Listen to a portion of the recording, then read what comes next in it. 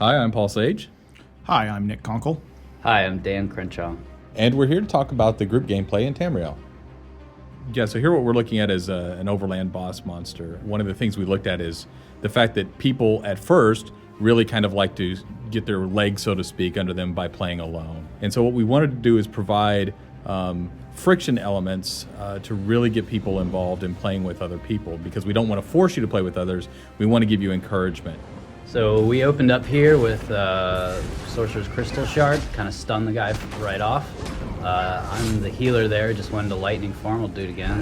Yeah. So that's going to reduce my damage. So I usually pop that when the boss has turned to target me. You see me blocking there as he unleashed his AoE. I popped the healing ward, or steadfast ward, on my buddy Eric there, since he was getting focused by the boss. And now I'm just spamming. Yeah, Mage's when he gets to Fury. low health, it's time for Mage's Fury. So we have Pretty furious. the execute abilities in our game are really useful and very popular. So when you get a boss down to a certain health threshold, everyone kind of just goes into execute mode and try and finish them off as fast as you can. This is trying to find a group member, and the fact that we don't want you to. We want to make sure that the world is big, and therefore we put lots of exploration points. But we don't want to artificially keep you from people by making it to where it takes an hour to get to somebody. So we have fast travel mechanisms where you can use either these way shrines, which is what you're seeing here, or if you're actually in the group, you can teleport to that nearest group member, which may put you at a way shrine just because we have to put a safe place. But the idea is to get you with your group members as fast as possible. Yeah, and being able to just pop open your map, click on that way shrine, and instantly teleport there anywhere that you've already discovered. It's really nice. And this is a Dark Anchor encounter. Yeah, anytime you see something like this out in the world and hey, there's 6 guys there and they're performing some sort of super ritual and I'm pretty sure something terrible is going to happen after that, you want to be able to quickly get a friend to come with you, because you're not going to be able to take that out by yourself probably. That guy's going to be fine. Trust me, guys. I don't think he's going to be fine No, at all. It's going to be great. He's floating in midair. Yeah, so he got sacrificed, and in his place, bad things. I think one of the funniest things about Dark Anchor, he's going to be fine too. He's not going to be fine at all. No, that feels good. Yeah, poor guy floating up into the sky. Countdown to 1 shot. 3, 2, 1. 1 shot. There's nothing wrong with sneaking up with a bow. P.S. That guy was dead. 1 shot. Give him the AoEs. The idea is that Molag Bal, who's this a Daedric prince, is trying to pull the world, which is called Nirn, into his realm of Cold Harbor, and basically make it a bad time for everybody. So this is one of those anchor points, and that's why you see all of his minions spawning in. These Daedra are trying to prepare the way for him to bring Nirn into Cold Harbor. This Dark Anchor's not given up easily. I think we're pretty well positioned here to make sure that we can, but we can see monsters. Every person's engaged in an individual little fight, and Dan sort of in the back healing, but also dealing with guys that are rushing at him. So there's just enough action that if you aren't coordinated and working together like this, then everyone will just scatter and die on their own.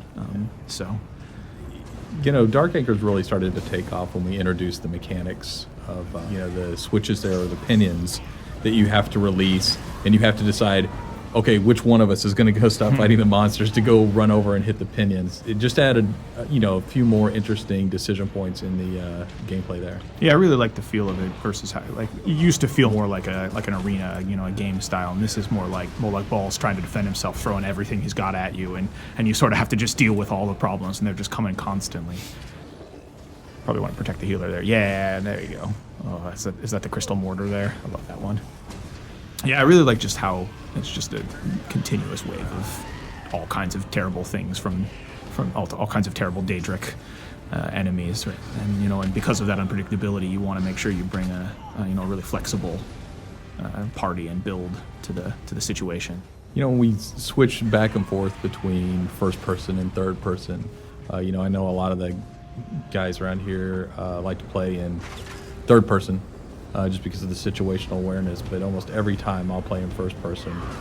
just because I really like the level of detail it provides, and some of the cues are easier to read actually. I like the bow first person in particular too. There's something about the aiming that feels very good to me when I play that way versus in Melee. A lot more often I like to play in third person. I think something worth pointing out too about what you're seeing on screen right here is it's the Dragon Knight Firestaff build, but he's wearing heavy armor. So it's kind of an unusual combination, right? There isn't really an archetype that fits with per se. It's a little mage, it's a little battle mage. And it's just something that people found on their own. It wasn't necessarily something we built the game around. It was a build that emerged naturally when people sort of found the synergy between the Firestaff and some of the Dragon Knight abilities. So it's pretty popular, and it's also quite survivable. You can see him both tanking and dishing out some pretty solid AoE damage. So I really think my Clanfear is beating us all. the Clanfear, that thing's doing work. Get it done, Clanfear. Yeah, he's taking on that Storm Mage knock. Oh, that was the Templar Spear. Yeah, spearing him for days Great there. ability. You know, I think if you're playing the Bow Templar, certainly that spear ability that knocks him down. Yeah, it's pretty cornerstone. Yeah, is very helpful. And then if you take the bow ability, which is Scatter Shot, you've got another knockdown, so you can take on 3 opponents pretty easily. Yeah, so I chose the Sorcerer Healer because I love the heal staff abilities first off, and the Sorcerer gets a ton of mana regen. Dark Exchange. Yeah, and the Dark Exchange ability, which basically lets me sacrifice stamina, which as a healer I'm not using a whole lot, Right. to regen both health and mana. So Yeah. just awesome all around. Well, speaking of sacrifices, we Yeah. have this have this going on. You know, for practice being illegal, Daedric worship sure does play a Yeah, lot. it's awfully prevalent. This is a harvester. You can see that there's a little orb on the side of your screen there that just got exploded. That will gradually restore health if you don't stop it from getting to the harvester. That's sort of how you take her down. And there's 4 of them that spawn, and you have to take them out before they get to her. Ooh, nice dodge. Yeah, that was a pretty sweet dodge roll.